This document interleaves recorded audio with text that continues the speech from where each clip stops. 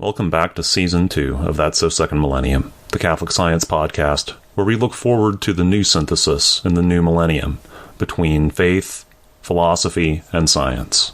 Paul here. This is episode 91 of That's So Second Millennium. This is the second part of our interview, our interview with each other, and Bill and I having a discussion. Last time we started with deacons. We're continuing now to talk about parish communications on the internet, how we as Christians should communicate. So it's a little less heavy, certainly less heavy on the science, although sociology, as is the want of sociology, is kind of in there in the background all over the place. You mentioned the infamous Andrew Greeley at one point, and using the tools of those sort of sociological arts. And of course, the internet people are I'm a little hard on lifestyle bloggers at some point during those proceedings. They're unfortunately easy targets. So if I've gone over the bounds of charity there, I apologize. But there's certainly something there in terms of what we hold up as an ideal, what our culture holds up as an ideal, and what we should actually be treating as an ideal. This will be the last episode for a few weeks. I believe this will be actually the last episode until January 10th. We need to take a break, and actually we're doing some work on some more exciting things. We're probably going to change the format of the podcast to a twice a month, once every 2 weeks format, and we have some more to tell you. We'll firm it up. We did do an interview on Friday at Purdue University that we're very intrigued to share with you on as our first episode, the new format on January 10th. It won't be that different, but it will be a deliberate alternation between myself and Bill being, sort of the driving forces behind the episodes. So, yeah, looking forward to that and sharing that with you in the new year. In the meantime, I hope you have a wonderful Christmas. You had a wonderful Christmas if, due to the magic of internet and podcasts, you're listening to this after Christmas, after New Year's Eve, and I hope it's a wonderful 2020 for you, in the future or in the present, or possibly even conceivably in the past. With that, Bill and I pick back up. Where would you like to start again?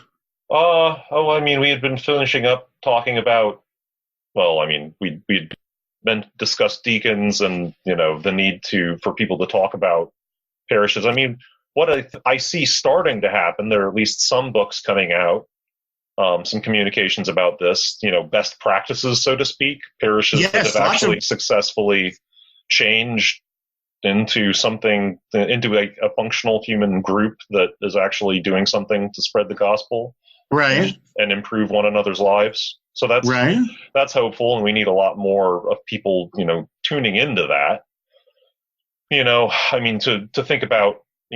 One thing I would like to see done, I don't know if this has been done, or if it's been done all that well with adequate resources, but, to check on, you can think about, there are rumors that other dioceses, maybe Denver or I think Nebraska, whatever the diocese is in Nebraska, Lincoln probably, having a lot more priestly vocations than the country at large.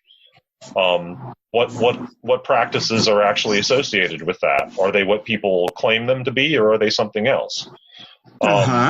Are they associated with there being more or fewer deacons? What affects the number of vocations to the diaconate? All that sort of thing. Yeah. So that we can check some of these things. We have the resources and the ability to actually collect the numbers and see if that tells us something. They aren't the be all and end all. But they can serve, if we put them to work, the greater message, the greater good. So you're probably at least somewhat familiar with Andrew Greeley. Yes. Very likely you're more familiar with him than I am. I've read the beginnings of a book or two of his and thrown them down with disgust, basically. Whatever book I've picked up was, it seemed to me that basically he was taking polls and saying, well, the polls say that American Catholics believe this, so basically the church should start saying this. Right. Which is one of those you've completely missed the point of what this Jesus of Nazareth guy came to change what we're doing. Right. To change some of what we're thinking. Yeah. No, it's a classic case of, if you have a hammer, everything looks like a nail. And yet And, it would take so little to turn, what he's doing to the good of the church. So it's good. So of course I'm looking at the Criterion, the Indianapolis Archdiocesan newspaper, and some editorial where someone is, bemoaning, the Pew polling has come out again on some other question related to religion. And oh my gosh, 74% of American Catholics approve of cohabitation. I'm like, you're surprised? I mean, it's like the whole idea that, 20 some percent of the American public are nuns now, NONES. Right. And I'm like, I'm just happy those numbers aren't higher. I mean, right. Are you walking around and listening to anything floating around in this culture? I mean, it's relentless, especially on the sex angle. I mean, the contemporary culture has an agenda about sex. I mean, it has an agenda about atheism, but oh my gosh, it has an agenda about sex. Interesting. Yes. Yeah. Yeah. And I guess not to be a conspiratorialist in any way, but that agenda at its roots is kind of the destruction of the family unit. Is that right? How would you say? I mean, if you trace it all the way back to, demonic antecedents, yeah. I mean, I don't know that anyone, gosh. So, I do remember this old 60s psychology book of, my dad's from when he was in college in the early 70s that was full of these, horrific sounding avant-garde ideas about, what the family could become. And, well, because of overpopulation, maybe we want to encourage homosexual activity and blah, blah, blah, things like that. Wow. I don't think that people, I don't, it's just people let themselves, I mean, people let themselves believe that this doesn't squander a precious resource transmitted from generation to generation of, we do actually have to take serious, drastic measures in order to take care of our children. Right. Which is what, it's like, that's why people like Darsha Narvez don't get any more of a hearing than they do, because it's just too darn inconvenient. It's just inconvenient. It would actually require people to change behavior and attitude. Yeah. Yeah, and attitude first. Yes. Which is very difficult. Yeah. Yeah. People will only change their deeply ingrained behaviors unless only when absolutely forced. If they want to, they're willing to suffer the consequences of their ingrained behaviors until all else fails. What was that line about? Americans are great at solving at finding the right solution to the problem, but only after all other solutions have been tried and something failed. Like that. Yeah. Unfortunately, that is perhaps human nature, not just. To just blame Americans would be a little gratuitous, more than a little gratuitous there. Yeah. Yes. Yeah. But that was another point that you mentioned last week, and I wanted to raise it again because it raised questions, just good thought-provoking questions in my mind. You talked about we can't think in terms of one country being a small player or a big player. I forget exactly how you approached the issue, but that to me raised the whole question of globalization versus nationalism, and maybe subsidiarity writ large. Right. And how if the United States is currently the big dog on the block, and if China is going to be the big dog in the future, to what degree can Catholic values inform us about the usefulness or the non-usefulness of thinking of one country or another as a big player, a small player, It ultimately, again, I would say, and you would say, I know, a lot of our thinking has to be at the really local level. That is truly the best use of subsidiarity as expressed in Catholic social teaching. Once we get into the world of nationalism and globalism, and we try to take on all of these issues that I don't think, we're of course called to think locally and globally simultaneously. But if our politicians are telling us to think almost entirely globally, as if we're the big player on the block responsible for the well-being of the whole world, that's not really going to get us closer to God or closer to an effective use of Christian values. Because let's face it, God neither designed us or mandated us to be the solutions, individually at least, to the world's problems. And I think people are trying to be that now. Yeah, I mean, there's a whole culture of, the overachievers in our society, feeling like they have to put this enormous, like, I'm going to do this, I'm going to start this movement, and I'm going to change the world, and blah, blah, blah. And, I mean, there's like 87 million of them. Right. 90% of all statistics are made up. But, yes. I like that, right. But, yeah, I mean, it's so bizarre. Like, there's so many chiefs and so few Indians. And it's okay. What role am I going to play? I mean, it's like I think about this podcast, and we just sort of started it, and I don't, I didn't, I'm thinking about what we can do going forward, and what we would do going forward is got to involve becoming more of part of a group of people. I mean, there are other people out there with at least Catholic podcasts. Right. If I could make a recommendation to the listeners of a podcast that I just started listening to recently, there's a Catholic Feminist podcast. That woman is awesome. I think you'd love listening to her. Other than maybe the episodes where she gets really into feminine physiology.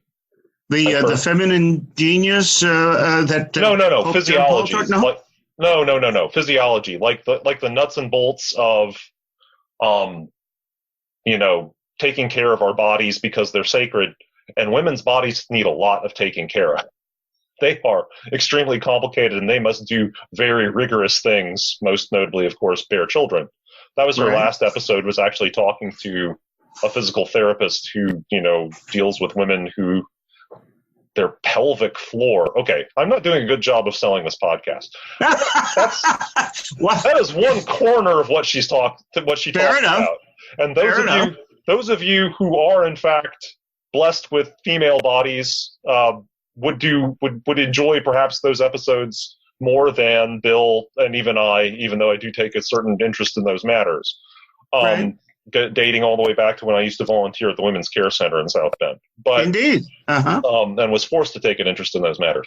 But she talks a lot about social justice issues. I mean, I think she manages to do an excellent job of remaining extremely,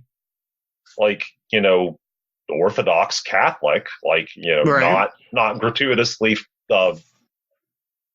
trying to stay within the lines, which aren't that restrictive of doctrinal orthodoxy, but really caring about. And there are a lot of people, especially women in the world, who are not treated well, who are not treated justly. And what can they do about their situation themselves, as well as what ought the rest of us be doing? I mean, it's a great listen. Catholic Feminist. They're, may her kind multiply. Forget her name. Yeah. Is that indeed the name of the podcast itself? The Catholic Feminist? Yeah. I get it through Stitcher. I assume it's on Apple as well. I've ditched the Apple podcast app because it just gratuitously starts hogging gigabytes and gigabytes of your storage. It doesn't it doesn't right. actually delete all of the podcasts after you've listened to them. It pretends to, but doesn't actually, at least on my, I have an iPhone 5, so I think they may have cleaned this up in later versions, but I'm stuck with iOS 10 and they're just like, you're screwed. More and more apps are just like, oh no, you can't install this app. You need iOS 11 or 12 or whatever the hell we're up to. So, yeah. But I've been using that, and it is definitely on Stitcher, and she's a good listen. So there, we probably ourselves need to look at the subsidiarity angle when we have time in our lives to go back and be more strategic about what we're doing with this podcast. And you're actually segueing into another point in Catholic social thought that really stands out more and more to me as we talk about things like social polarization and improved communication in community and communion, and that is solidarity. And I've liked your point. I think you mentioned it in both recent episodes that you'd like to generate more conversation just among our own listeners, get listeners talking with us, and I'd be very happy to add my email address to yours as a channel that people might want to reach out through to talk with us. Yes, and if you go to thatsosecondmillennium.net, there is actually a link with a little envelope and both of our names. So there is actually a link to email both of us over there at the right. Thank you. Good. Yeah.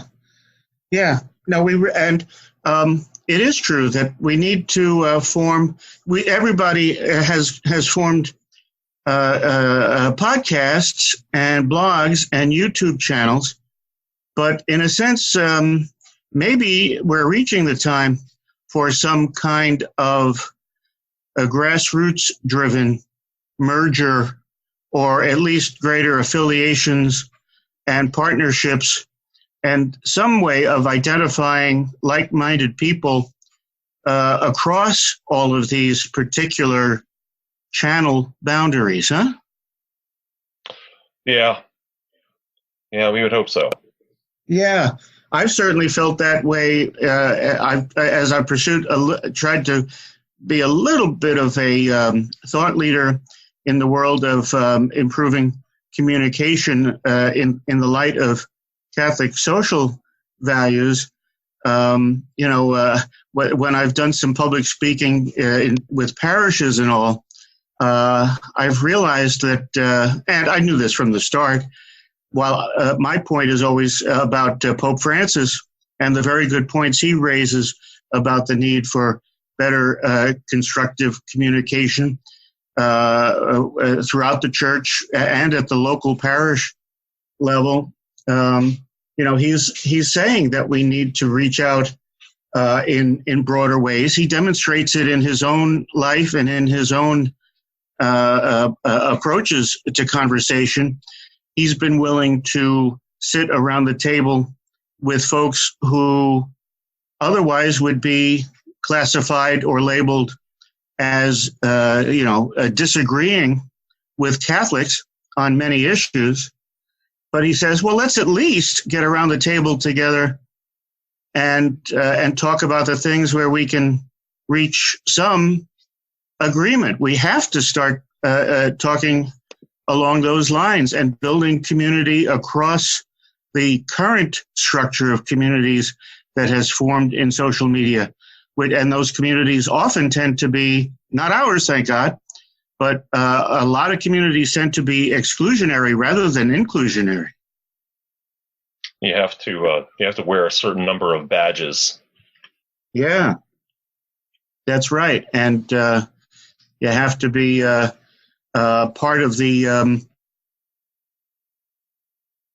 what do they call them? The algorithms that, sort one demographic or one point of view from the other, largely for advertising and profit-driven reasons rather than any real true community-building reasons. Yeah. Yeah, especially as Catholics, we have to rise above that marketing kind of approach. Right. Certainly the crasser forms of it. The people who simply, I want to be a lifestyle blogger because I want to indulge in this fantasy that I can work 20 hours a week doing things that I actually like doing, and spend the rest of my time, on an island somewhere doing. Right. Yes. Yeah. A lot of the podcasts and a lot of the outreaches in general on social media are not truly social in terms of outreach. They're not, the purpose that's driving them is more narcissistic than purpose driven, or common good driven. I think it's true and not boastful to say that our goal and the goal of a lot of fellow podcasters is truly to see how we can help solve problems that other users of social communication are trying to solve. And it is fascinating to browse more deeply into cyberspace now and the social media more broadly, and that's an exciting project to see where are the points of agreement. How can we start talking across boundaries? And even when we talk about parishes improving their communications within the parishes, and that's a wonderful goal, and something like what the McGrath Institute is going to be pursuing. One reason why that's so great is that those same communication skills and the valuing of communication channels being better formed, better informed, is that those same channels will help us talk to people in our geographic area who may not be members of the parish or not active members of the parish, or people of different faiths. A parish, isn't it within canon law that, a parish isn't just about the Catholics who live within a geographical area? Yeah, so far as I know, a parish, it's everyone, a diocese and a parish take in everyone within those geographical boundaries. And I think that's a beautiful thing. That's another aspect of parish life that I think we do well to take more seriously. Yes. It is a good thing, I think, in a lot of the vast majority of cases that, there are wealthy parishes that, will go and, sponsor like parish trips to Haiti or something like that. Lord knows Haiti needs the help, and we need to be, doing things like that. But, maybe we should also, from day to day, week to week, be focusing on, okay, here is a soluble problem. Yeah. Essentially, everyone within the boundaries of our parish, we have a special mission to. What are we going to do right here with the people that we see every day? Yes. Or the people who, are right around a street corner because they're illegal immigrants or something, and they're hiding from us. And, we've managed to engineer our lives, not voluntarily in most cases, but, instinctivtly, we've sort of engineered our lives to separate ourselves off from them. We generate our own bubbles, yeah. Yeah. I mean, it's human instinct. It's one of the great human tendencies. It's one of the most hard-coded behaviors that we have, is to separate ourselves into in-groups and out-groups. Yes. Yeah. But we are called to fight that tendency to some extent. Yes. Yeah. And that actually tends to affirm your earlier point about having more deacons, or at least having more deacons being one example, one reflection of a greater sense of accountability among engaged Catholics, because, as you said, deacons are for the purpose of serving within a parish, but also for being extensions of the parish in exactly the ways Pope Francis talks about. It's not just about bringing people into the doors of the church, but sending forth people outside the doors of the church to get new encounters and accompaniments going. Yeah, and we really have to. It's a bigger fight against our natural bubble-making instincts than most Catholics even realize. Yeah, yeah. Pope Francis is offering a really big challenge. More than we give ourselves time to think about, because we have all these other things. Because we have to take our kids to the travel soccer team practice. Exactly. And whatever, all the things that we generate to occupy our time. Yes. And I'm as guilty of that as anybody. And me too. And they say, and we've often talked offline about just how busy we are, and no doubt about how all of our listeners and everybody is incredibly busy. What's that line? The maxim that, if the devil can't make you evil, he'll make you busy. Right. Or that busy is an acronym, BUSY, being under Satan's yoke. Whoa, I like it. Yeah. I heard that from a guy in Tennessee. Is that right? Yeah. Good man. It's food for thought that it's a natural tendency as we form more of these evangelizing groups within parishes to be more active and actively engaged in conversations with each other. I guess we have to guard against that taking the form of just forming more organizations and having more parish events and having every weeknight occupied with 5 different events that parishioners can attend to talk about, going forth from the doors. Yeah. At some point, we have to stop raising awareness and we have to start doing something with the awareness. Exactly. Yeah. Gosh, in a sense, we've never been a more aware society. We have a fire hose of information flooding us every day through the internet. We are aware, at least aware of what we want to be aware of. We're aware of it as much as we're capable of taking in. Yes. And part of the answer is to have a better understanding and a better prioritization of what amongst all of this information flow we really need to remain aware of and to increase our awareness of. Yeah. We have to prioritize, but that can't mean that we only prioritize according to what's the term where you're only confirming your own point of view. Your confirmation bias and Exactly. Yeah.